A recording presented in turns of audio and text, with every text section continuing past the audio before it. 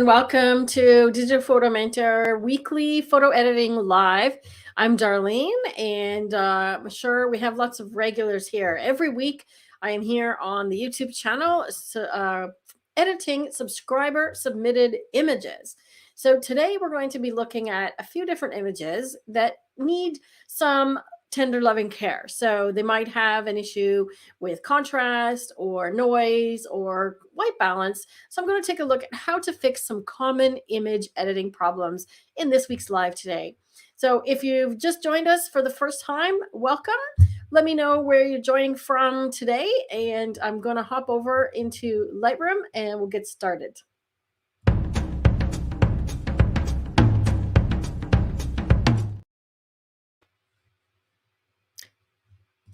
Hello. Okay, I see the regulars. We've got Linton. Yes, Vivian and Linton. I've got one of your images today, Linton. Your astrophotography. Deb from Alaska, welcome. Hi, Catherine, Holly, and I'm sure that Nigel and hopefully Fred will be joining us soon.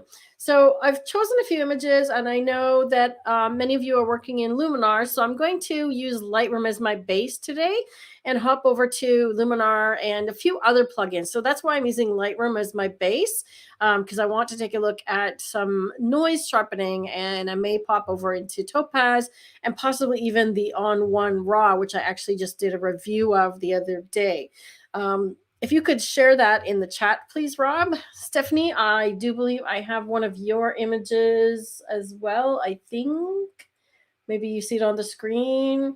I knew that I did. I can't remember who's all I chosen, but I wanted to go through various different things. So I chose them for a reason. If I haven't chosen your image today, keep in mind that it may appear in a future week. So thank you all for submitting your images. And we've got some people from Australia. I'm hoping not to say your name wrong, Swati. Welcome. The dragon is yours, Stephanie. Yes. Okay, perfect. So I've got one of yours. I knew I had one. And one of Trish's. So she may join us as well from New Zealand. So I'm going to get started on this. And like I said, what I wanted to talk about was correcting things. Okay, so Holly submitted these images a few weeks ago. Oops. Holly submitted these images from the rodeo that she took. Oops. Let's do this. I think I edited in something else. So I tried to get rid of some of the noise, and I think I used a plugin, and it looks pretty soft. So let's take a look at this image first, the before image, and see what's going on here. Okay, so she photographed this at a rodeo, and you can see that the ISO is extremely, extremely high. You're supposed to share the review of On1, please, Rob. So the ISO here is 25,000 because I'm guessing it was quite dark. And unfortunately, the challenge with this kind of lens is that the aperture at the most zoomed in range, so the 300, is very small. It's a 6.3. Okay, so this is as big as she could open the aperture. And unfortunately, if rodeo is something that you want to do, Holly, you might have to invest in a lens that has a bigger aperture. Most people that shoot sports have, like a 300 2.8 or a 304. They're thousands and thousands of dollar lenses, right? So if you go to a football game and you see the guys and girls on the sidelines with the big lens, they're about this big and the filter's about this big. That's usually about a 300 or even a 400 2.8, and they're very expensive. But like I said, the drawback of this one here is that because your aperture couldn't open up, and you need to have the fast shutter speed to freeze the moving animals and activity, your ISO ended up being extremely high, right? So let me take a look at your other settings here and refresh my memory on camera. Oh, I should be able to do that from here. Let's see. So Canon 6D. So it's a full frame camera, right? So she should have pretty good ISO capabilities with this camera, but still at 25,000, it's pretty high. Right? So I did some basic editing on this image first, just to tone down the bottom, because you can see that the ground was really, really bright. Right? I do believe, did some control in the HSL panel. So if you're working in Luminar, this would be in the color panel. Let me turn my cursor highlighter on for you. So in here, I turned down the luminance of the yellow and the orange. And let me just toggle that off to show you what that's doing. So see how it's controlling the brightness of that dirt because it was overly yellow. And that's partly due to the lights on the arena. And I dialed down the saturation of yellow and orange as well. Okay, so brought down the density or the luminosity and the intensity of the color for yellow and orange. Okay, and that solves a lot of those lighting problems. Okay, because I found that overall the picture wasn't overly yellow. If I go back to the white balance that it was shot at, I ended up pretty close, right? But the problem is if I don't have this HSL panel turned on, the ground is really yellow and the guys themselves look neutral. Okay, so I could have done that with a graduated filter, but the HSL panel did that really nicely. Right, and I also added a graduated filter at the bottom to darken the bottom part of the dirt just a little bit. Right, again to bring your eye up into that jumping horse. Right. So without getting into sort of critiquing how to photograph rodeo, I mean, I can certainly do that for you if you want some tips, because they're laughing in the chat about tripods. So Rob says tripod rules are silly. You really can't photograph a rodeo with a tripod. A lot of sports photographers will use what's called a monopod. So if you have a leg on your tripod that comes off, some of them screw off, and you can put a little tripod head on top. That's what you would use for sports, right? And yeah, they don't want you to use a tripod at sporting events, right? So if you do another rodeo, maybe look at renting a lens, Holly, or see if you know somebody that would lend you one that has a faster aperture. But I know that you can rent lenses usually from local camera stores for not that expensive, like $50 to $100 a day. And if you're, doing a rodeo and you want to give it a go, it's in the grand scheme of photography, not that expensive. Definitely less than buying one, right? So in terms of photographing rodeos, you want to obviously capture the height of action, and the horse is off the ground here, the bucking bronco, but you want to also work on capturing the front end, not the back end.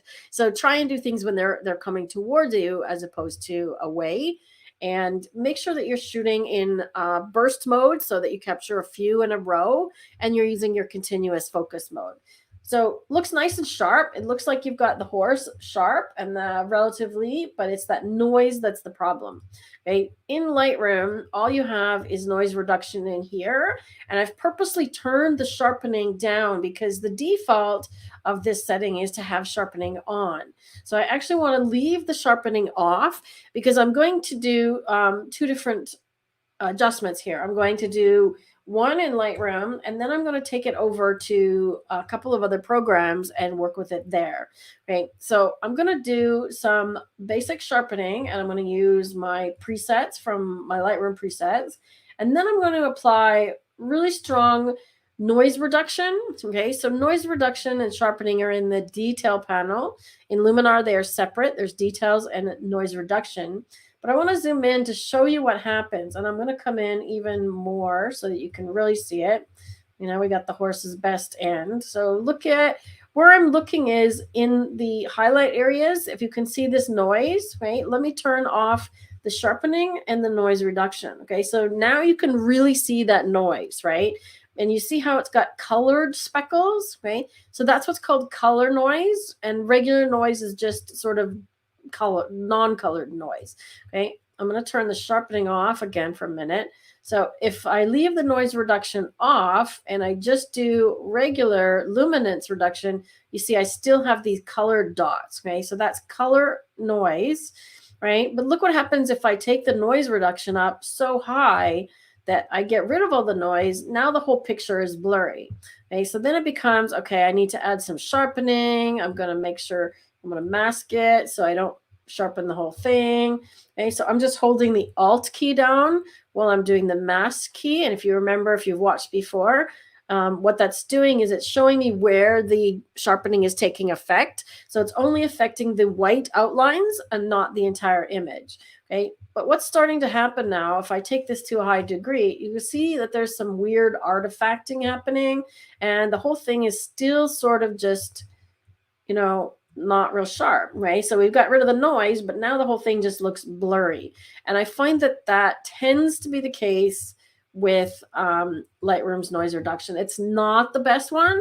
So I tend to kind of just go easy on it and don't do too much. Okay, so that's a whole lot better, right? But let's compare this. And I'm just going to complete my basic edits here. Do a little clarity, right? So that's kind of how I would complete that image, right? And that's about the sharpness and the amount of noise reduction we have. Now I want to take this same image, and I hope that I've updated. Okay, I have to check to see if I've updated my Topaz noise. Let me just make sure that I did. I'm going to take this one and open it into Topaz DeNoise. Where am I? Topaz DeNoise. And I'm going to edit with Lightroom adjustments. And I'm just going to use a JPEG for purposes today because I want to have it process a little faster because the program is fairly labor intensive and noise RAM intensive. Okay. Let me just get over here. I've got a lot of programs open right now because I'm trying to find everything for you. All right, where are we? Give me a second for it to open.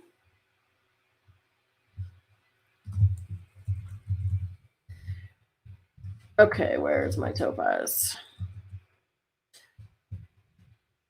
Okay, it says I've been verified. So I've got my Topaz DeNoise and it's over on the other monitor. So just let me grab it over here. So yay, I've been verified. Lightroom's not responding. This tells you I got lots of programs open right now. And let me just see if I can close a few things. Okay. So here we've got the DeNoise program, and it's got an auto feature where I can just say, okay, make the choice of the settings for me. And you could see that it actually takes quite a while to update the image. I don't want to look at the horse's butt. And I'm going to increase this slider quite a bit so it's doing more.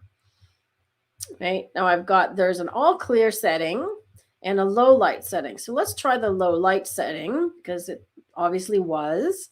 And where you get noise is not just high ISO, but you will get noise if you underexpose an image and then try to overprocess it. And we can look at that or increase the exposure later. You'll also get noise if you're doing really long exposures. Okay, so I'm going to increase this even more. And you can see it takes a little while. I'm going to enhance the sharpness a little bit more, see if that does any better. Recover some detail. And I'm going to increase the color noise reduction because we know that there's that color noise in there, right? So this program is doing the sharpening at the same time. So let's see. Let me see if I can do a split screen here. Okay, so that's the before. And that's what Topaz is doing. So that to me looks pretty good and it looks better than what we were getting out of Lightroom. Okay, I'm going to take it even farther and just see how far I can push this. Right, and we may end up waiting for this to process, so I'll have to continue on something else. The one thing about the Topaz products is they do one thing. This is just doing denoise.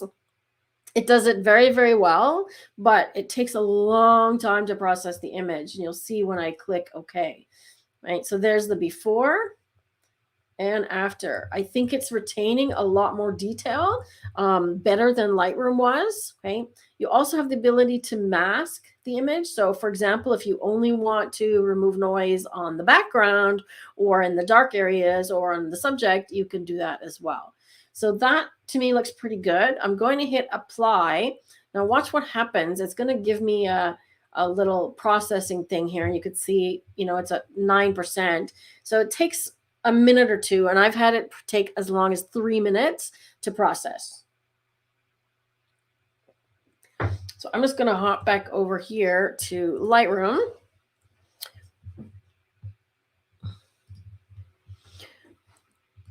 And Linton is mentioning that Topaz Sharpen AI also has some noise reduction. So I think, like I said, they work together because they are similar, made by the same people. So there is some noise reduction inside Sharpen as well. Yes.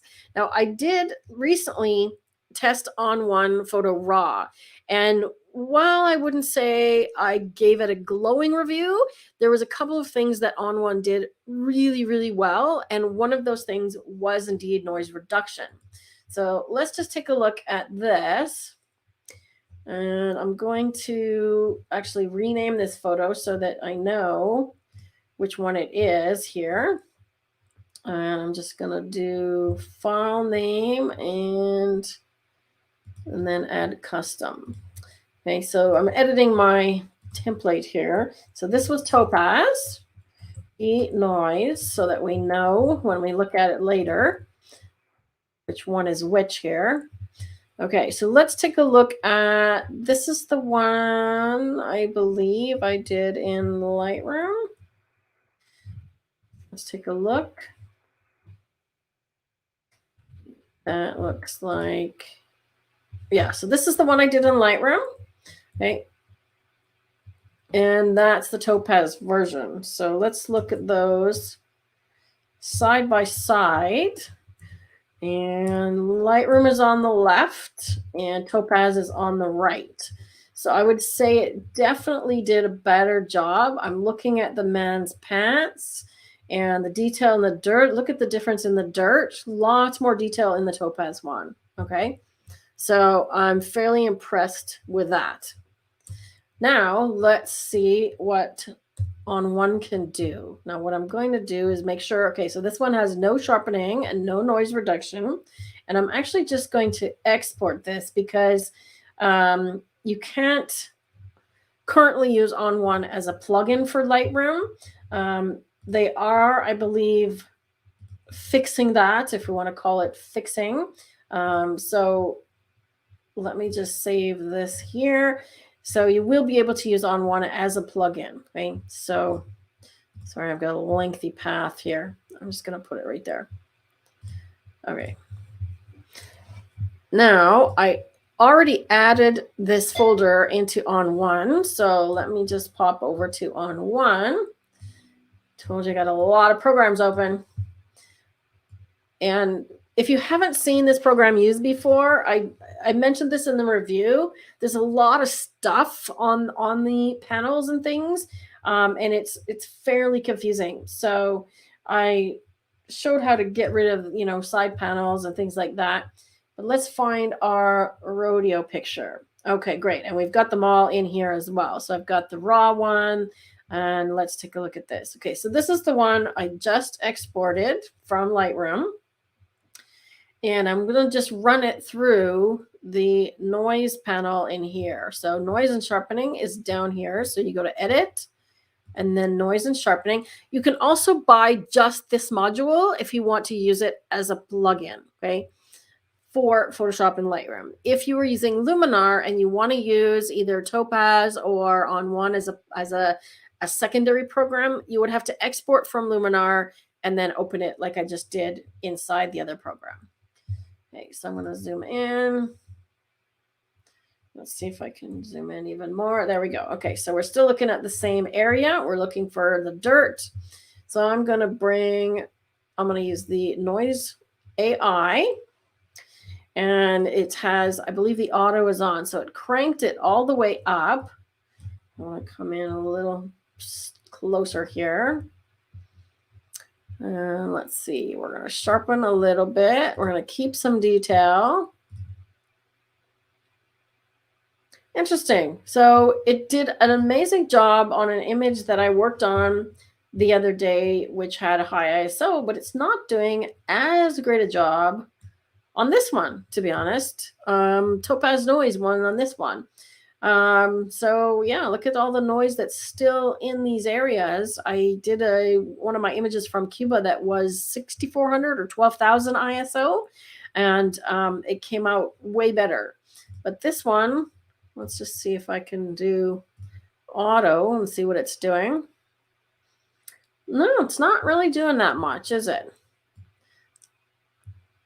it's not grabbing all of the noise. So even if I turn it all the way up,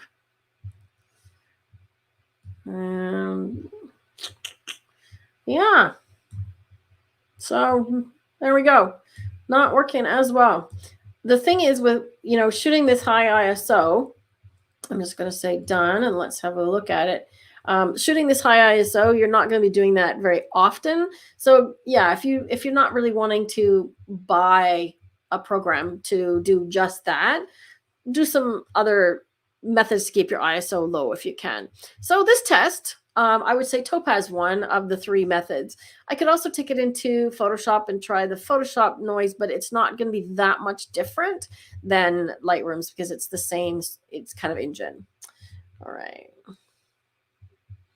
Question from Holly. Would you only need to use a product like Topaz DeNoise if you take a lot of images with high ISO, and what do you consider high enough to use noise reduction software?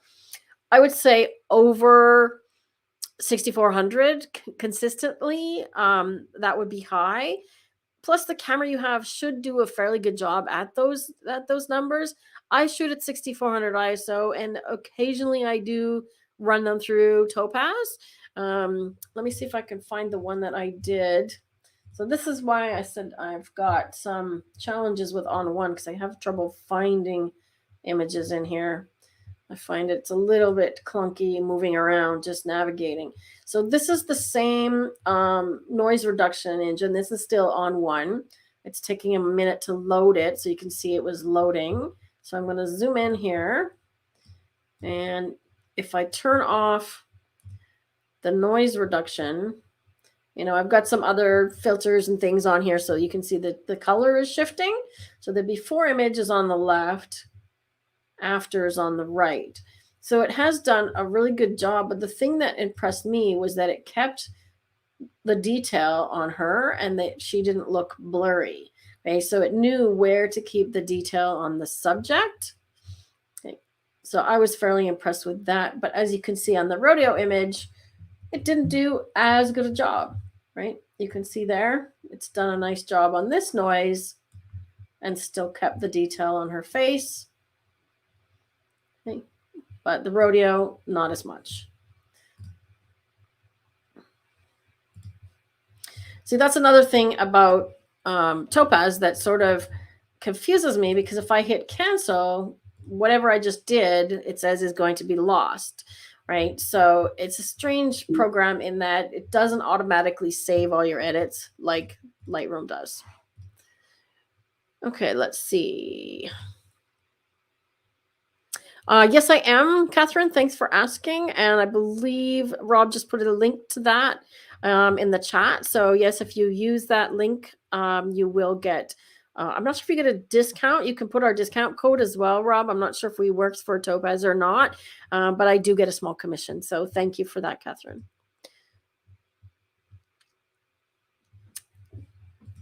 Okay, so I'm going to close On One because I don't think I'm going to use it again. Definitely not my program of choice. Okay, so that's noise, all right? So let's look at some other common things. Catherine is here as well as Linton. So, or let's see. No, Catherine, do we have one of yours? No, we've got Stephanie. So let's take a look at Stephanie's and Linton's because they are here. Okay, so this one here of the little dragon. All right, so what do we know about this? What is the challenge or the problem that we are trying to solve here, right? I think she mentioned it earlier of what she would like to do with this guy. Hey, what's the first thing you notice about this image, or what would you want to correct? So when I'm looking at these kinds of things, actually, I'm curious to know where that is. It must be Japan, I'm guessing, because those little ladles, I noticed I saw something similar when I was at a temple in Japan, because you do some sort of cleansing ritual with it. You actually drink out of them. So what I'm looking at with this image, the first thing that comes to mind is, is it clipping? And if I hit the J key, you can see that the whites in a couple of areas are clipping. And you can also see that if I zoom in here to the histogram, right? So you can see that there's this spike over here on the right, which means that the white areas in this part are no detail. So they're clipping with no detail. Okay. Linton says, focus. Kyoto. Yeah, see, I knew it. I guess. And it's also, yes, bright, as Holly said. Okay, so it's overly bright. The subject itself is almost white. So the challenge with, exposing your image when you are taking your images, this is a Canon file. Okay, so review your image after you take it, especially something like this that's not going anywhere and you have the opportunity to take another shot. Okay, so if you take a picture and you see that some areas are clipping, right, take another one and lower your exposure, right, because you want to make sure that there's detail on this dragon guy. Okay, Linton says area of focus. Okay, gotcha. So I think I even know which temple this is. I'm guessing it's the one near where everybody goes. I can't think of the name of it, where they're all dressed up like geishas all day, and you get the ladies in kimonos and stuff. I'm guessing that's where it is. So the first thing I did was I lowered the exposure. Yes, you can see the clipping in camera, Rob. So he wants to know if you can see the clipping in camera. As long as you have your highlight warning turned on. Okay, so check your settings for playback and make sure that you have your highlight warning turned on. And then usually there's a display button depending on the camera. It'll either be info or display that you can cycle through the various different display modes for your image, including full screen, with a histogram, and with clipping. And clipping looks like it's called the blinkies, or I call it the blinkies. Okay. Okay, so the first thing that I did here was I just darkened the exposure. Okay, so if you've watched me talk about this before, exposure, I'm going to zoom into the histogram again. Oops, there we go. There we go. So when you're looking at the histogram, notice when I put my mouse over the middle here, you can see which slider is highlighted. Okay, so if I just click on the histogram in the middle, so that's midtones, watch which slider moves. Okay, what do you see? Exposure. Okay, so the exposure slider affects midtones. Okay, so there's a huge misconception among a lot of Lightroom users, and this applies to any program that has exposure, highlights, whites, and blacks. Okay, whites are up here. Okay, so if I drag this one, okay, look at it's only affecting the white slider.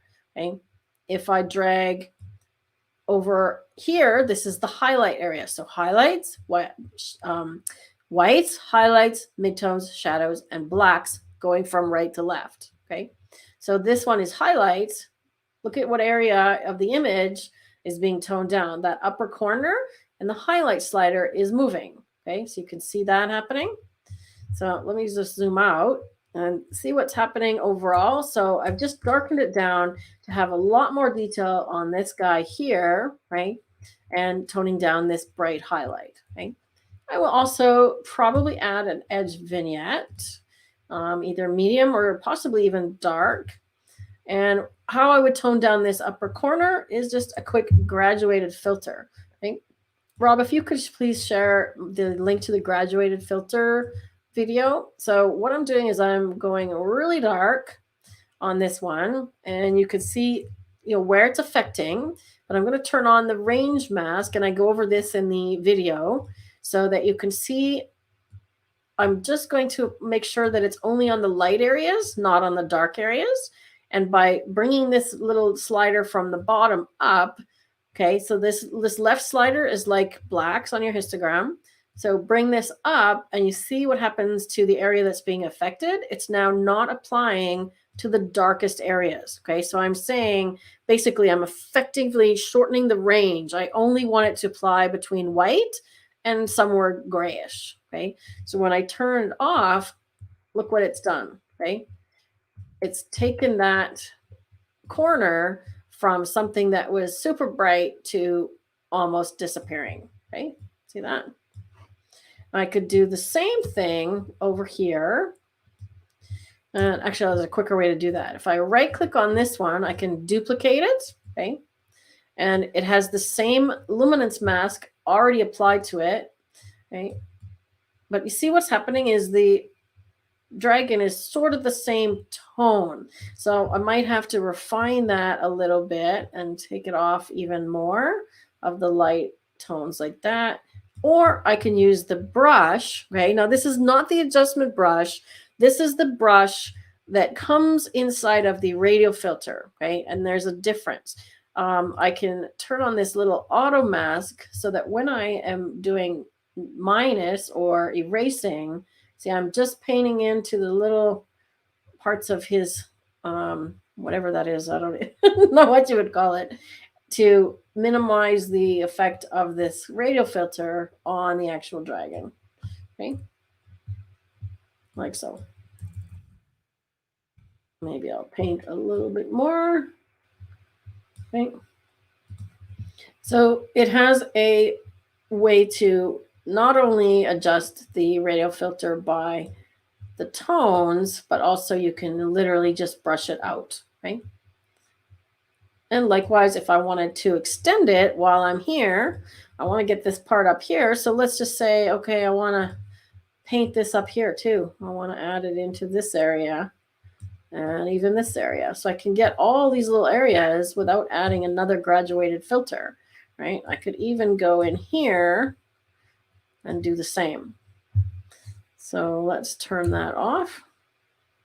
Okay, so now with a couple of radial filters, I've toned down a lot of the background, and I think I went too far on this guy, so I'm just gonna erase it a little bit. My highlights came down too much, like so. Okay. So tone control is a big thing for drawing your eye back into the subject, right? Because that background was so bright. And do you remember, if you've watched my videos before, I talk about looking at your image upside down, right? And when you look at the image upside down, you can see what is going to draw your eye. So if I turn off all the edits, where does your eye go in this picture now? Okay, so Linton was talking about a focus for attention, or a center of focus, right? As opposed to like sharpness. There isn't one because there's lots and lots of bright areas. Now that I turn on the editing, where does your eye want to go? For me, it goes right to that dragon because of the texture on him, right? And now we're going to do something else to even amp that up more. Okay, so I want to do one more radial filter, and I'm going to put it right on our dragon here, just roughly. And I'm going to just reset. So reset, double click the word effect. I'm going to add clarity. So look what happens. He gets super, super textury and crunchy. And I'm going to add texture. So look at that amount of texture coming out in him now, right? Look at that. Let's zoom out, right? Look at the texture. So we've gone from overexposed, no detail, to lots of detail because it's there, okay? This is the raw file. It's there, right? We could also do something else with a radial filter. And if I add one more, and I'm just going to make it bigger, okay? And I'm going to invert it. So right now the filter is applying inside the circle, okay? I'm going to click the button to invert. So now it's applying to the outside. I'm going to feather it a little bit less. And I don't want to get this dragon, really. I want to sort of pick up the background. And I may do some erase to make sure I'm not getting him. But what I want to do is actually do minus clarity, minus texture, and possibly even minus sharpness, right? And I might even go a little bit darker because now I'm doing sort of a custom vignette, okay? And I might do that to erase it from him again. So I'm just pressing O on the keyboard to get this, what's called overlay, so that I can see where it's applying. It's like a mask, okay? And it shows it to me. Right now it's showing me red, but I can change the color if I want. And that's just hit Shift O if you want to change the color. So I just want to make sure that he is sharp, okay, all the way, okay, like so. And I would do a better job and zoom in and work a little bit slower, but for the purpose of demonstrating, right? So Shift O changes the color. Now you can see it. And I use either red or green to, depending on if the image is a landscape, I'll usually use red just so I can see it better, right? So then when I turn my mask off, now let's take a look at, oops, apparently I turned it off. There we go. Now let's take a look at the before, okay, and the after. So big difference, and I've really picked up the texture. If you want to not darken these so much, you can undo or mask it however you want, but that's kind of how I would do it. I might even punch up, because he's kind of got some blue in him. I might go down to this HSL panel and go saturation, grab the little targeted tool, and by clicking on the color, look what happens. Okay, it's only affecting, I can make him black and white, which is actually kind of cool as well, or I can punch up his color. Okay, I can give him more color, just like that. Now it looks like he's kind of faded down the bottom here. He's lost his color a little bit. Let's see if yellow, yeah, see, yellow is going to pick up the wood, and orange as well. Okay, so if we want to minimize the wood, then bring the saturation down. Okay, so these HSL sliders, hue, saturation, lightness, I use a lot. Right, we can also darken him. Oops, he's aqua. He's not green. We can darken his scales to give him more texture. Okay. And I can also use it to control the background, or if you have sky in your picture, to bring down the sky. All right, any questions? Let's see. The dragon's mane. Great information. Awesome. Okay, so now it's your turn to try and go and replicate what I have created there. Any questions about the dragon or how I've edited him? I'm assuming it's a him. I don't know why. Let's work on Linton's image. Okay, now Linton, you're here still. If you're still here, remind me if you are working in Luminar predominantly or Lightroom. From my recollections, you do both, I think, but refresh my memory if I've got that wrong. Yeah, I think you're using Lightroom Classic. Okay, so I'm going to do yours in here. And let's see what we can do with this. All right, so this is an ARW file, which is Sony, I believe. Yeah, that's a Sony. Okay, so one of the first things, oh, and I didn't do this with yours, Stephanie. We could have changed the color profile as well. So up in here, the color profile up at the top, it will show you color matching, and you can literally just see if any of these are better than, ooh, the portrait one really nice, brings out his green. Look at that. Okay, so there we go. Before, after. You didn't know he had that much color, did you? And I think once I've done all this, I'm just going to bring his exposure back up a little bit, like so. So the first thing I'm going to start with for Linton's is this camera profiles. So I want to see if there's anything in here that helps punch up the sky. Okay, so vivid, okay, brings out the green and darkens the sky, which is actually a good thing. Okay, landscape looks like it does something similar. The trees look great. Ooh, clear. Look at that. Look at how nicely that brings out the sky. So that might be nice, but I think I'm going to go with landscape, or yeah, they're pretty similar. I'm going to go with landscape. And then we're going to work with that. Okay. Now you'll notice that the histogram here looks very different, but this is still a correct exposure because most of this image is dark. Okay. So the first thing I want to check is, do I have any whites? Okay. Now you can see maybe you can't see, there's a whole bunch of little speckles. If I drag it up real high, right, you can see that those are basically the stars.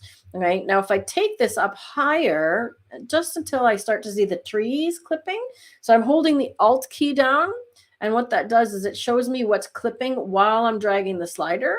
So I'm dragging it up until the tree starts clipping, and then just below that.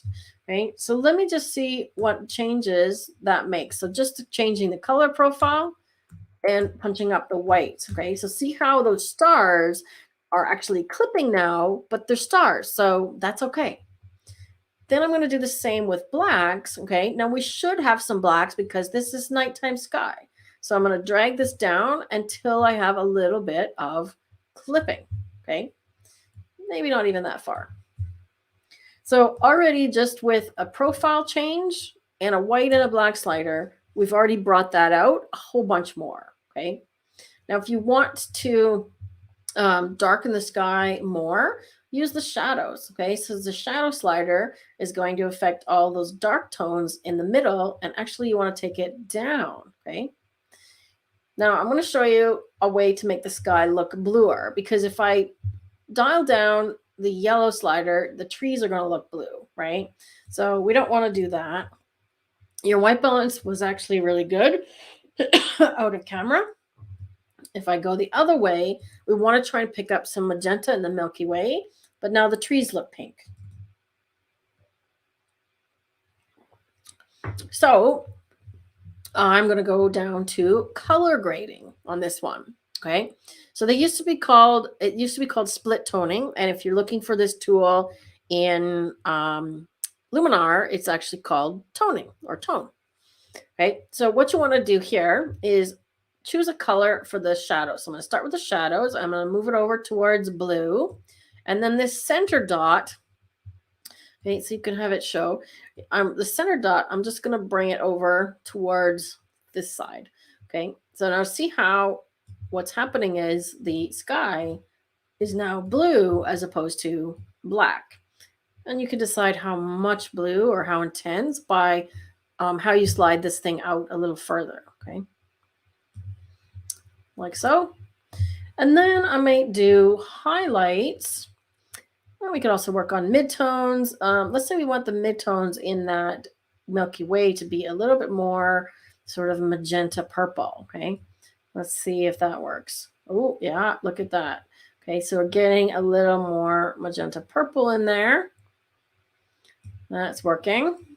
So look at the difference. Okay, the sky is now sort of bluish, and the trees actually look more neutral as well. And if we want the highlights to stay more warmer, we just change that up to yellow. Right? And you can see that that's affecting mostly the tree areas. Okay.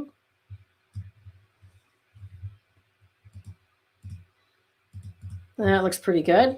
I'm going to go ahead and add a edge vignette here. So if you could share our Lightroom presets, please, Rob. So these are some things that I used presets for.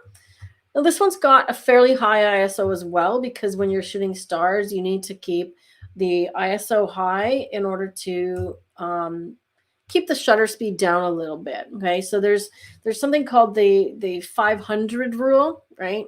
So 500 divided by your focal length, which in this case is 16. Now I gotta do math here. So 500 divided by 16 is 31. And what that number is that's the length of exposure you can do with that lens before you get stars arching. Okay, so there's a little astrophotography tip for you.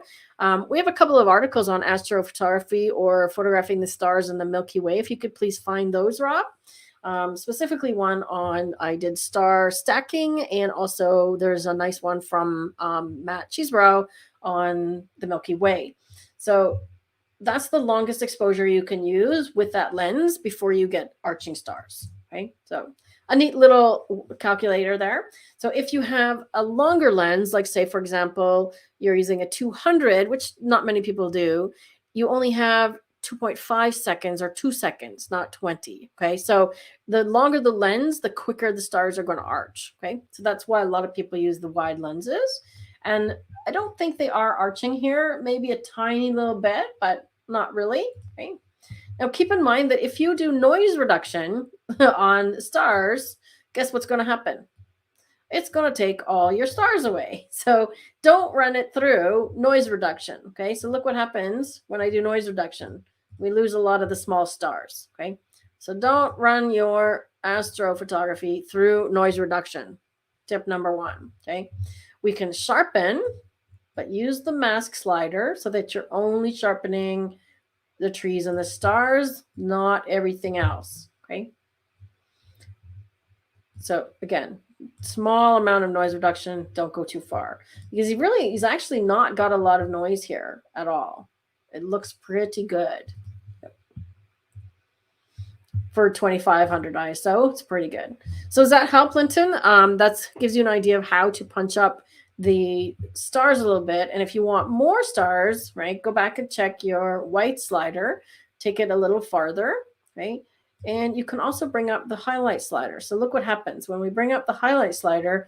The trees are going to be affected. So guess what I'm going to do? Instead of doing this one, I'm just going to do a graduated filter or radial filter, sorry, and put it on the middle.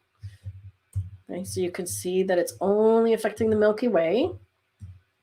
So look what that's doing. See how that punches that middle part up? Okay, and I might do actually one on the trees, but invert it. So I'm actually going to darken those highlights a tiny bit because I don't want the attention on the trees.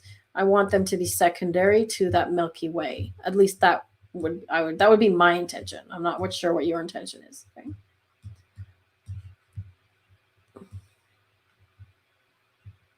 Something like that. And you can also then warm up the trees. Like if you decide you don't want to have so much blue in the trees, you can use your radial filters to give them a bit of color as well. Okay, so let's see the before. Okay, so it's a little drab. It just needs a little punching up, like so. Yeah, you could use the HSL also, but what I did was I separated it, right? Because I added a different color to the highlights than to the shadows, okay? So when we do HSL, okay, I can darken the yellows, which would bring the trees darker, okay? I don't know why it's zapping around color like that. It's very bizarre, okay? I could bring up, you mentioned if you want to lighten or darken the blue, right? So look at even just that brings out the stars a bit more. So you could try a combination of both for sure, okay? And if you want, a bit more saturation than the pinks and the Milky Way, by all means, do that. So use a combination of both. Okay. But great job on if that's your first attempt, really good job, because your exposure is good. You captured the Milky Way. Do you have the Photo Pills app, Linton? So there's an app for your phone which is called Photo Pills, and I'm not going to try and get Rob to find it. I'll just find a link for it because it's a great app. It is a paid one, so I think it's about $10 US or something like that. But I'll pop that into the chat here because this app is a great one for telling you what time sunrise, sunset is, when the blue hour is. You can plug in a date and a location, and it will tell you all of those things for that location, for that date. You can also see which way the sun, like mapping which way the sun is going to go, which way the sun is going to set, which way it's going to rise, where the Milky Way will come up, what time the galactic center will be visible, if it is visible during that time of year, right? So Photo Pills is more of a planning app and helping you to plan. That's actually what Dan and I use when we were figuring out where to go and times and things for sunsets for you guys in Vietnam, right? Photographers Ephemeris. Yeah, that's a good one as well. I find that the Photo Pills does more, right? So if I open up my Photo Pills app, I don't know if you'll be able to see this or not. Let me just see if you guys can see my phone here. So if I open up Photo Pills, oh, sure. So it has planner, sun, moon, exposure, depth of field of view, hyperfocal distance table. It'll tell you night AR, meaning you can turn on night AR. I don't know if you can see, there's some of the things there. So you can actually turn that on and hold it up and see an overlay of where the stars in the Milky Way are going to appear in the scene that you're currently standing in. It'll also help you calculate time lapse and things like that. So I think it does a lot more than the Ephemeris, but check it out and see if it's comparable. Yeah, I use it a lot. Okay, Rob can attest because I'm always pulling that app up. No, it does not locate the nearest pub, but good effort. So this is what happens when I'm out doing long photo shoots. Rob finds the nearest pub so he can go have a glass of wine or something. Okay, so let's move to the next one. We're kind of going a little deeper on these today, which is fine. We're covering some challenges. Uh, I'm not sure if Ecom Guru is here, and I know they were using Luminar as well. Let's do this one real quick because I want to show some basic corrections here. There's a couple of things happening with this one in terms of white balance, the buildings are tilting, and some exposure issues, right? So the first thing I want to do is, again, do this color profile. I'm going to choose neutral. So that actually gets rid of a lot of the pink cast. Then I'm going to try white balance auto. Okay. So the first thing I do is white balance auto and then go, okay, it's a little green looking to me. I'm going to bring up a little bit of pink, but it's definitely better than the original, which was very purple. Okay. The next thing I want to do is the buildings are tilting a bit, so I want to try and correct that. And there's a couple of ways to do that. We could use the crop tool and just click auto and see what it does. Okay, so it straightened it a little bit. I'm not sure that it's done a perfect job of that. So I'm going to actually close that. And we're going to go down to the bottom here to transform. Right. And if you're doing this in Luminar, this will be in the lens correction panel. Right. So I'm going to hit auto and just see what happens. Okay. So look what it did. It straightened, but it also, like, the buildings were converging a little bit. Right. Let me just turn it on and off. So see how it's kind of made them not look like they're falling away from me. Right. And if I turn on the crop tool and just click on it, you get this grid. Right. Now, if you don't see this grid, you can just press O multiple times and it will cycle through them. Right. I use the one that looks like the 2/3. And then when you click on it, you sort of get this one. And now I'm just using that one to eyeball the up and down, the verticals, to make sure that it's straight and it looks good. From there, I'm just going to crop a little bit off the bottom. So I'm going to go off of the normal aspect ratio here. I'm going to take a little bit off the bottom. And I don't like this light up here. It's not adding anything. So I'm going to crop that out as well. And let's do that. Okay, so now it's a non-standard aspect ratio, which is fine. And the next thing I want to do is set my white and the black point. So I'm going to hold my shift key, double click the word whites, double click the word blacks. There, apparently blacks is set. Okay, so see what that did is it opened up this end of the histogram and it pushed the scale over to the right. Okay, so I'm just going to undo that one and show you what happened. So watch the histogram. When I double click this, there's a gap here. And when I do that, it literally just kind of stretches it over. Okay, so what I'm looking for is that it's not clipping any white. So I'm using that Alt key again. And it did a perfect job of finding the spot where it's touching the edge of the graph without going over. Okay. Then I'm going to bring the highlights down a little bit and the shadows up a tiny bit. Okay. So now we've got nice contrast, nicer color. The buildings are straight.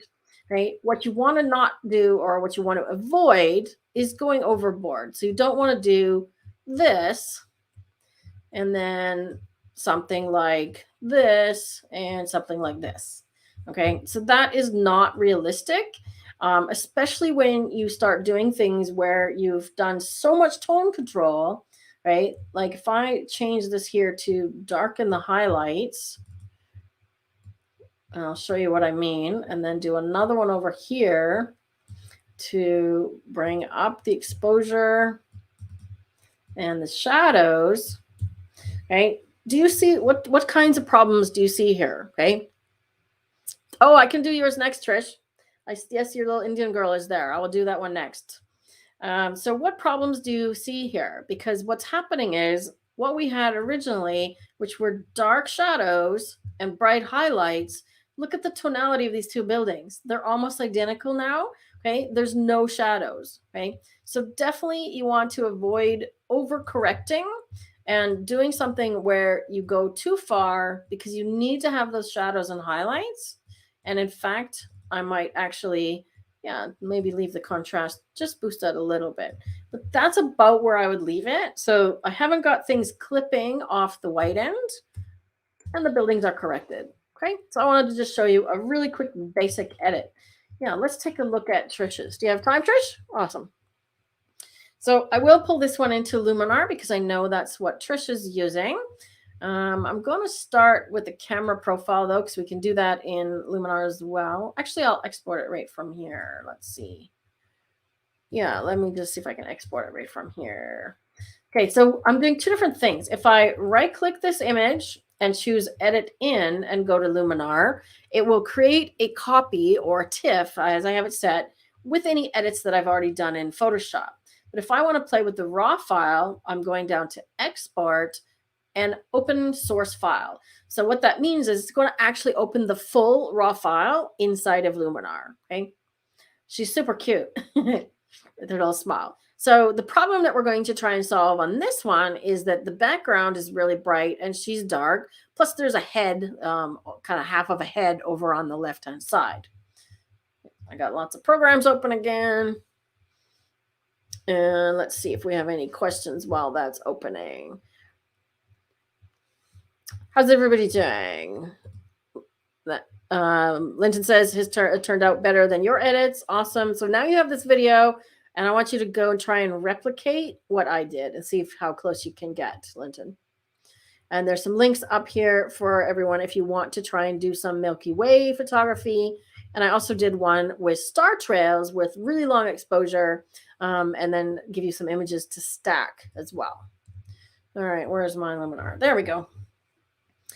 Okay, so here we are in Luminar, and I've got some templates that I created. And I can show you, actually, I can show you something really exciting. I've got some templates that I'm creating for Luminar, but also just general textures, which are bokehs. So I might try one of those on here just for fun. So I have a template in the Luminar Marketplace called Fabulous Faces. Rob, if you could please share our link to the Fabulous Faces templates. So I'm going to try one called High Key Portrait. And these are ones that I created for Luminar AI. Okay. Wow, that actually looks really good, right? So look at that. So high key portrait means that everything is very light toned and airy and soft. Okay. And once I clicked on that, I did all the work here to create this template. And if you like it, you're done. You can also dial it down a little bit. Okay, let's see what happens if I dial it down to about 50%. Well, this looks pretty good too, right? So we can go somewhere in the middle, but I'm going to go from here and then I'm just going to edit it a little bit more. Okay, so I can start there, but I want to see what these bokeh ones, I know I just worked on a few of these and there's one that has pink in it. Let me see. This one's got some pink, or maybe the first one. I'm trying to go from memory now as to what I just created. Let's see what this looks like. Aha. Now that's kind of cool as well. So I chose that one because of the pink in her veil. So let's have a look. Let me see. There's another one that I did with pink as well. This one's got some pink and blue. And I'll see which one gets me closer. And then you tell me which one you like, Trish, and we'll go from there. No, that one doesn't work. Do you like the pink bokeh or do you want to go with the high key? I think the bokeh is going to be really cool, and I'll show you how it works. Should we go for bokeh, guys? What do you think? Bokeh or high key? Tell me in the chat. So I'll just keep blithering a little bit about the bokeh while you guys tell me which one to work on. So yeah, I literally was just creating these before I started this live. Let me see if I can find it here. I have a collection somewhere. So I was literally creating these. There's going to be a full set of just bokeh images on our website. You'll be able to buy these. There'll also be a set of templates available on Luminar's website for Luminar, where you can do stuff like one click, like I just did, and apply these bokehs just like that. So I had some fun creating these. I was really happy with that one. Very artistic. I can see Anne Ambro using these, and possibly Anna Nickerson. So I had some fun with these, and just giving you a little sneak preview. That's Rob spinning fire on the beach. Rob says choose both. Okay, so it looks like the majority says bokeh. So we're going to go for the bokeh. All right, so once you've chosen the template, you can go in and modify it. And anything you've done in Luminar, anything that the template has applied, has a little dot beside it. So you can see that I adjusted the color. I added a vignette. And I added 2 layers of texture so far. I may alter this one. Okay, so I added a texture out of our Cuba texture pack. Okay, so this one is adding sort of taking away just the smoothness and making it sort of a little grungy with a little bit of texture overlay. If I turn it up, you can see what it's doing here on the edges. Okay, so it's literally just giving sort of this old feeling, right? And then our bokeh here, now I did this one with a mask in the center, right? And so you could see that it's actually done pretty well on her because she's fairly centered, but I missed a little bit over here. So I'm going to actually paint this one in and add to it so that we get a little more bokeh over here on this side. Get some more of that purple. Make sure I've got it all the way around. And get it on here. And then I'm just going to undo and make sure it's sort of off her face. Okay, so I use the masking tools because I want to make sure that she doesn't have these things overlapping her, and it will look more like it's the part of the background. Okay, so I'm trying to keep it off of her. And I'll just do my fade a little smaller here. And I'm just painting it in little by little here with my, or erasing it little by little. See how it goes.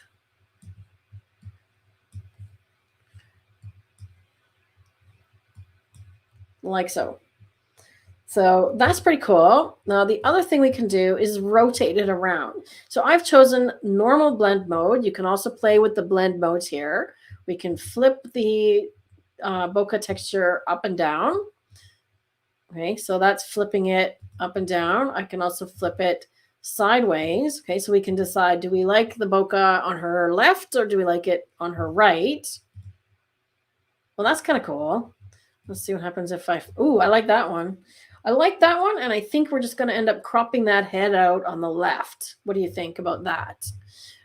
So that's sort of surrounding her, and then we can adjust the brightness or the contrast level of the actual bokeh and the color. Okay, so I have dialed down the color a little bit in this one because the actual color is very purple, so I didn't want it quite so intense. And I think that works really well with her image, right? With this picture of her.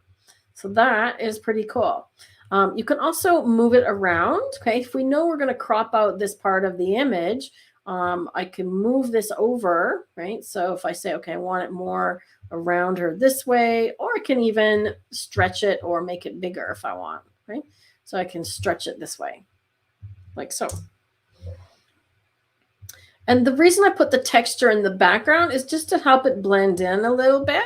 And I'll show you a little trick because what I had done was I've got this mask that is masking her out, and I'm going to copy it from here and make sure that it's masking the same area over on this texture pack, right? On this texture overlay, right? So now I can see the overlays going around her, but not on her, okay? And I think I'm going to give her, I can use the portrait tools now. So I can even light up her face a little bit. I can brighten her eyes. And I'm actually going to give her brown eyes, like so. And let's whiten her eyes.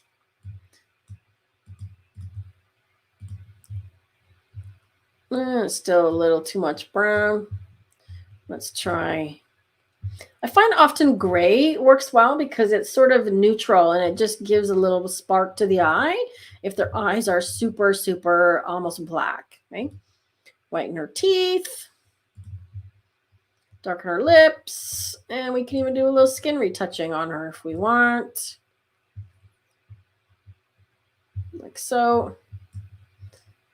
And we can even go more high key, right, if we want to brighten it a little. I actually want to give her a bit more contrast. She's looking a little flat. So I'm going to go in here and I'm just going to tweak the blacks and the whites a little bit.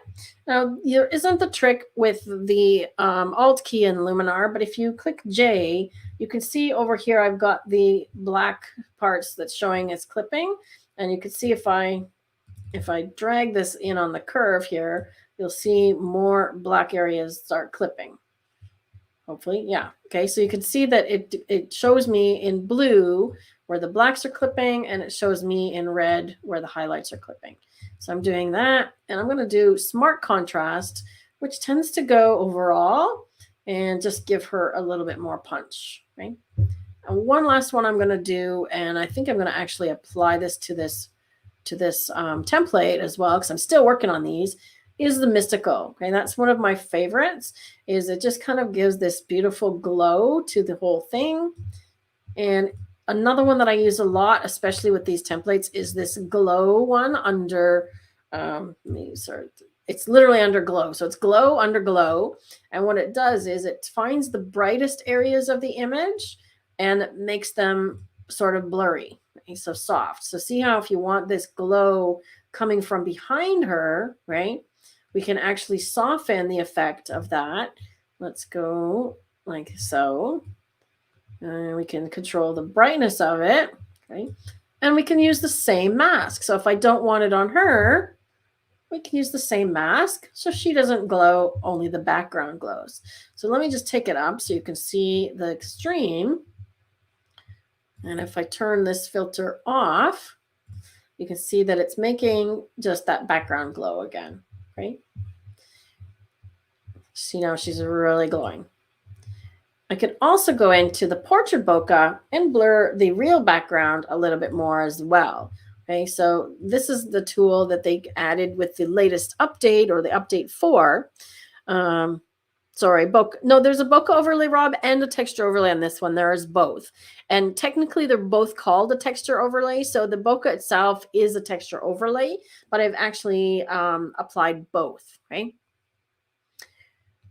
If you want to share the portrait bokeh AI video that I just did, yeah, see, what it does is it does a great job of finding the subject, but it thinks that there are 2 subjects, and I don't want to keep that other one sharp. I want to blur that other one out. So I'm going to defocus this head over here and see if that helps the problem, right? So we can control the background here, and I'm just going to get it closer to her. And let's go to extreme. So we can make the background brighter or darker. And I can also make the highlights glow more. So it'll really enhance the effect of adding this bokeh tool, because now the highlights are going to glow. It's taking a minute just to catch up. Let's just give it a second here. So I'm curious if anybody has tried the new bokeh portrait AI, or portrait bokeh AI. It's a mouthful to say. If you've tried it and how you like it, if you are a Luminar user. Okay, so look at our before and after. Okay, so we've kind of almost lost this head completely. We can still crop it out, but look what's happening. It's done a really good job of making this background. Let's see what it's doing. Okay, so whatever was behind her originally is now blurry, and when we put the bokeh on top, it works together well. So I think that I will leave this guy on. Look at that. Maybe not so much highlights, glow, and maybe not so much brightness. Okay, I can actually darken it, and then the bokeh will stand out more. Okay, so when you're applying bokeh, especially if you're applying it as a lightening blend mode, if the underneath part is darker, okay, now you can see that the bokeh actually shows up better, right? So I've got my amount cranked all the way up. I've got it almost way up to her. It looks like I can go all the way here. We can push this one quite far. I think we're good. What do you think, Trish? Right? Somebody said we wanted to try both this one and the high key. I would have to come back and reapply it again through a different, doing the other template. So let me save this and come back here. So it's going to pop back into, Where's my logo here? Turn that off. It's going to pop back into Lightroom once it's done saving. And let me get back to where we were. We're in this folder here. Okay. And it should just show up right here. Let's see. Okay, so we worked on these. We did that one, we did that one, and we did that one. I didn't do the other one for you, Holly, but the same principle would apply on this one. So give that a go. I believe you can even get a trial for DeNoise and see if you like it and whether or not it's worth paying for you. Okay. Let's see. Trish said she tried the Bokeh AI, did a pretty good job. Yeah, it does a really good job of masking, as you can see, right? It even interpreted that there was a second person with that head, right? Misses the space between people. Yeah, and you can just use those tools that I just did. So there's focus, defocus, and restore, right? So restore sets it back to the original mask that it did automated it, right? When it automated the mask. So you can actually either choose to focus and draw in the little bit that it missed of her sort of her veil. And I use defocus to paint out the other head. So you can control the parts where it misses. Okay? But I think right out of the gate, it does a pretty good job 90% of the time. Right?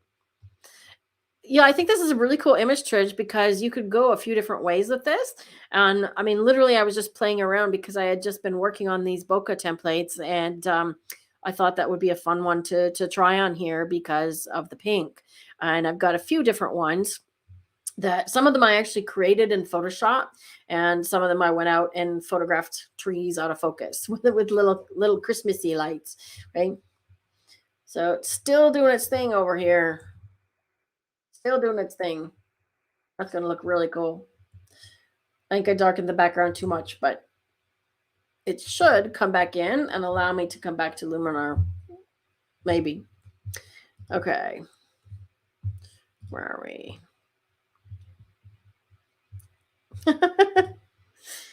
Apparently Rob is imagining you all in your pajamas. Are you is everybody in their pajamas? I am not. And hopefully everybody has pants on, but if you don't, that's fine too. I have pants on. Okay, so let's see. I'm waiting for that one to pop in. And while that's happening, let's see if I can do another one. And I'm going to do this one. I'm actually just going to show you this one. So this is one that Mark Shully submitted a while back, and I don't think he's here. But I wanted to show what I've done with this one because I've already done some work on this one. So I've got a before and an after. And his information there is how he shot it. Okay, so he's used 200th of a second, f11, ISO 160. If I was shooting this, I would probably go with a faster shutter speed and increase the ISO a bit. You probably want to have at least a 500th or a 1000th of a second to freeze this type of moving subject. I think he's done okay, and it looks pretty sharp, but you can see, look, the guy himself is actually a little blurry. He's frozen the water, but the guy himself is a little blurry. Let's see if he's sharp in the next one. Okay, so this is the next image. Oops, let's zoom in again. He's kind of covered in water. But yes, this is why I would say use a faster shutter speed, because even though you've captured the movement of the water, there's another gap there. The guy is a little bit blurry. Oh, and there's Trisha's image popped in. There we go. I think I'll play with that one a little bit more, and I'll give it another go in Luminar because that's a really cool usage of that bokeh template. So once those are available, we'll have those listed on our website, on our shop page. Is it our shop page? If you could share that, Rob. We're also going to have some master classes from Pete Van Den Eyne that we did a while back available as well if you missed those. So if you're into Lightroom and Photoshop, we've got something for you. If you're using Luminar, you can check out the new templates, and the bokeh will be for everybody. Okay. So what I did with this guy, to go back to our kayaker here. So this is what the original image looked like. Okay, so it was very, very high contrast, right? So over here on the right, on the left, pardon me, over here on the left, you see really, really dark shadows. In the middle, really, really white water. Okay. And if I turn on the warnings, there's no highlight clipping or shadow clipping, right? So there's nothing really lost detail.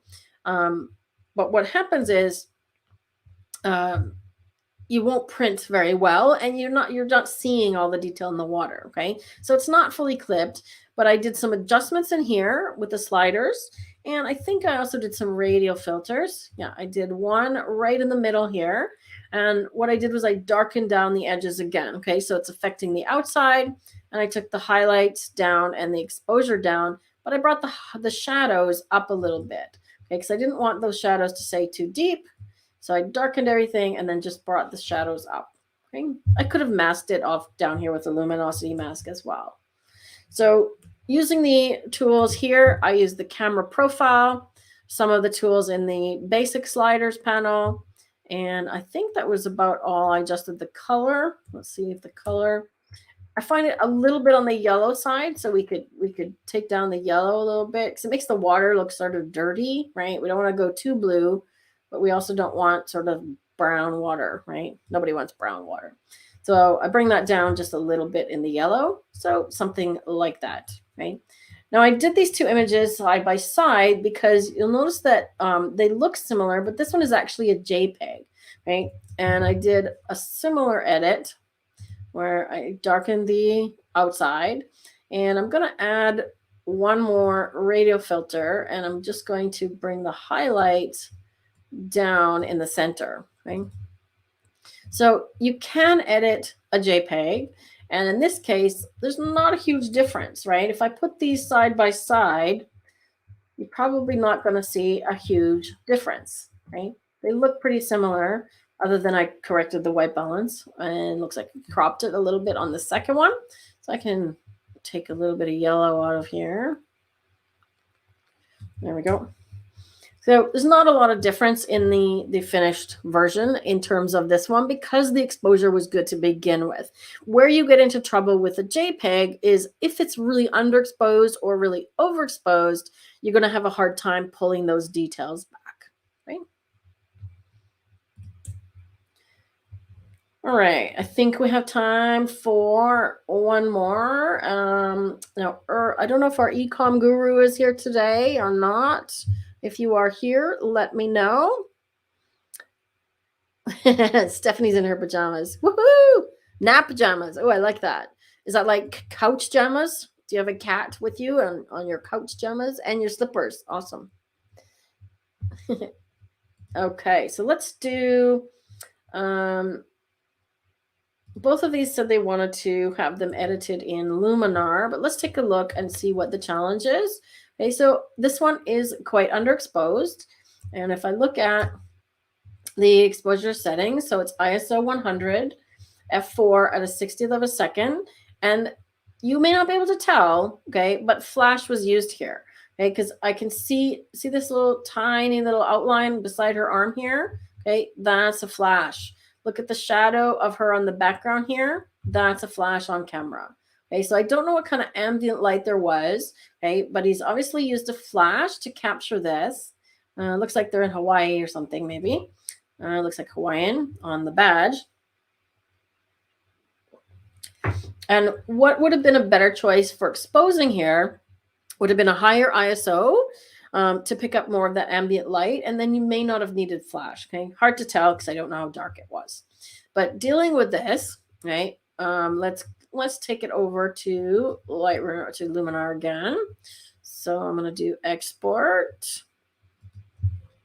I'm going to do the source file. Actually, I should have done a JPEG in the essence of speed. It'll take a while to pop over there again.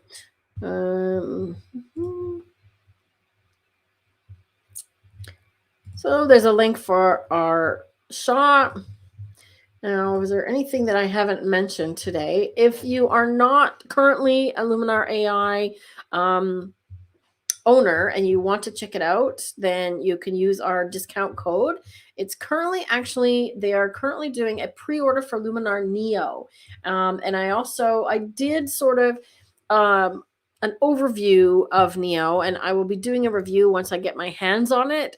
I've heard that maybe as early as this month for reviewers to have the first look at it. I personally haven't seen it operating yet, but once I have Luminar Neo, for sure I will be letting you know what it looks like and what I think, and also whether it's for you or not. So if you're on my email list, you've probably already figured that part out because I sent that out. Okay, now this is interesting. So it's sideways, first of all. So let's rotate that. And I am going to crop this one. Let's actually just click the Composition AI. One thing I find with using the Composition AI inside Luminar AI is that it does a good job of choosing sort of the size of the crop, but not always the placement. Okay, so look at when I just drag it into place. That's about what I was going to crop out, but it just needed to be rearranged. Okay, so if it doesn't come out perfect, just replace it or remove it and you should be pretty close. The next thing I'm going to do is the first thing, we could go and look at templates and see if any of those work. But because this image has some challenges, templates are often more for style than for correction. Okay, so what I'm going to do with this one is do the Enhance AI. Okay, now look what happens. This tool is amazing. Look at that. It brightens everything up. I've not touched an exposure slider or anything, right? So I think I'm just going to drag that all the way to the top. And then I'm going to go look at the histogram, and there's a little trick for you. Okay, so you can view the tiny histogram that comes with Luminar, right? But I usually go down here and I look at the one that's in the curves, right? I think I'm going to crop a little bit more because did you just see what I'm seeing? There's this bright spot right up top here. Okay, so if I was to do the upside down trick, I'm going to just go free on this one. If I was to do the upside down trick, that little white corner is going to grab my attention. So I'm just going to get rid of it. Okay. Now I could try cloning it out, but honestly, the easiest way to deal with it is to just crop it out. Okay. Now all I've done is Enhance AI and that's it, right? That's pretty good, right? I can go look at the camera profiles, and this is where you find them in here. So if you're using Luminar, and I know that's Trish and Holly and some other people on the call, so you can see that the profiles, portrait is actually quite nice, or standard. So let's see what the difference is between Luminar. Luminar actually gives them more color in their face, so I'm going to go with the one that it was at. The white balance itself is good, right? And we could increase the exposure maybe a tiny bit more, but it actually really looks pretty good. We can increase the white a little bit just to see if there's anything clipping, right? So I'm using that J key. So if I turn the whites up, you see her polka dots start to clip. So I don't want to do that. And let's see if we get some blacks like so. A little before and after. So I'm literally turning the lights on, right? I might add a vignette here, just a tiny one to darken the edges. But really, if that's, all you want to do, you could call this done, right? We could go into the portrait tools. We can also light their faces a little bit more. Let's see what color eyes they have. Now, if they both have the same kind of eye color, it looks like they're both brownish. So we could try brown eyes and see if that looks any better. Give them a little highlight. Okay, so it just increases the color in the eyes a bit more. Okay, looks like it's finding mom's eyes better than daughter's eyes. Dark circles. I don't know if they have dark circles, but we'll try that. And you can create your own template. So if you like this one and you have dark images that you want to fix, you can actually save this as a template called dark image fix or dark portrait fix, right? So I'm going to give them a little bit of skin softening. Now, skin shine removal, see what's happening with the kind of highlights on the nose and the cheek, that's from the direct camera flash. So that's one reason I don't use direct camera flash. It's not a very flattering kind of light. And I'm going to turn on the skin defects, and I'm going to see what it does, because it looks like they've got some freckles and things, and I don't want to remove those. So it looks like it's done okay on that as well. Okay, now if we want to do a little tummy tuck, that's under the body AI. And let's see what that does. It's taking a little bit longer because I should have opened a JPEG or a TIFF, but I didn't. I went for the full image. Okay, it's doing a little bit here. We'll just do a little tummy tuck. And other than that, I think I would be done. On portraits, on just about every portrait, I go to the glow tool and I add the Orton effect filter. I like about 25. I do find that it brightens the image, so you have to turn the brightness down. Okay, so when we add a whole bunch of sharpening to the picture, it actually is not so flattering for skin, right? So what I do is I add this Orton effect glow just to bring it back to softening a little bit more overall. And if interesting, it's not recognizing my portrait bokeh. That's interesting.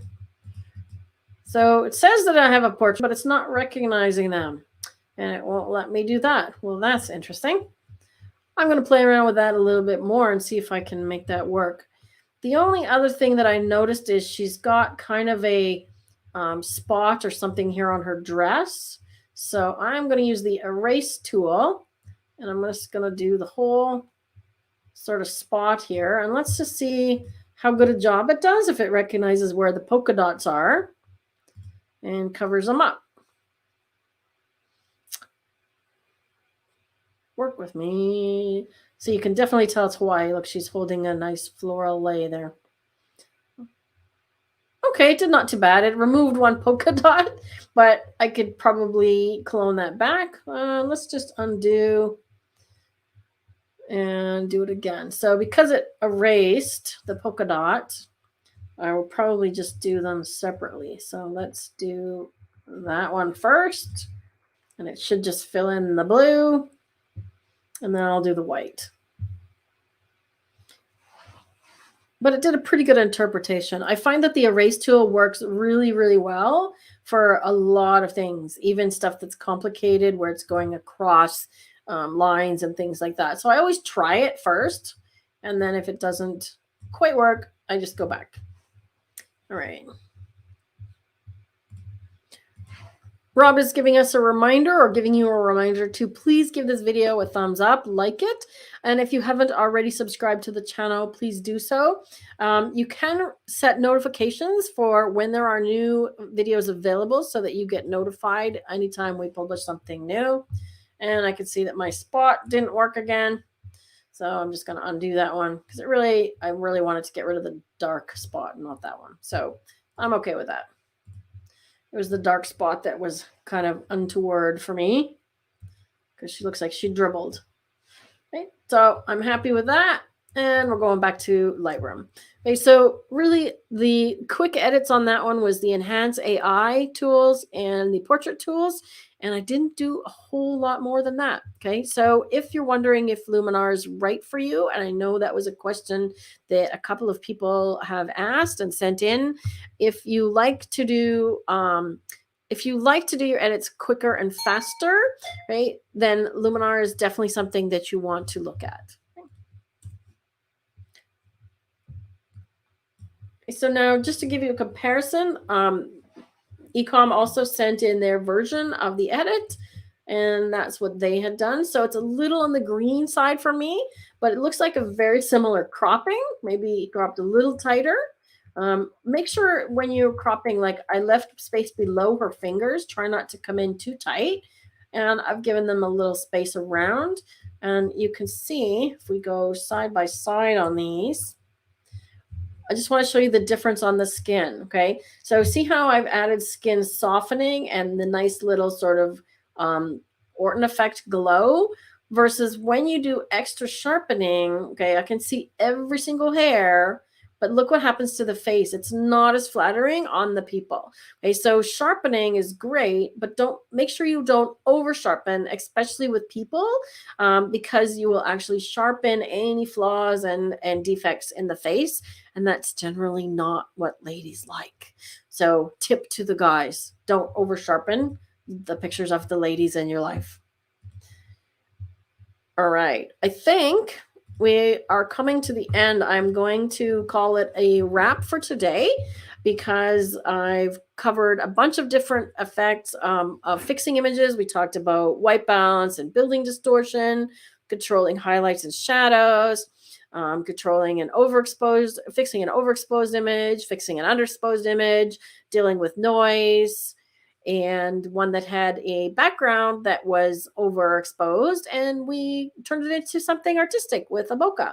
So I think we covered lots of different common problems that you're likely to run into on your day-to-day photo editing. So I wanted to go a little more basic today, and I hope that you picked up some good tips. As always, thanks for joining. Thanks, Linton. Always good to see you. See you. It's nice to see your photo there. Anyways, and thanks for joining, Holly. Always pleasure to see everybody. And I know Nigel was here somewhere if he's still here from the Caribbean, right? Thanks, Stephanie.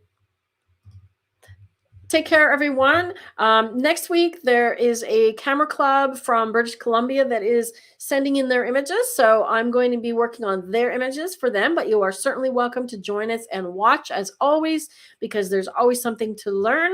And the following week, we'll be back to regular subscriber submitted images. So hope to see you joining in next week to watch me edit the camera club images. And if you are part of a camera club, send me a message and we can set up something to do the same thing for your club. Take care.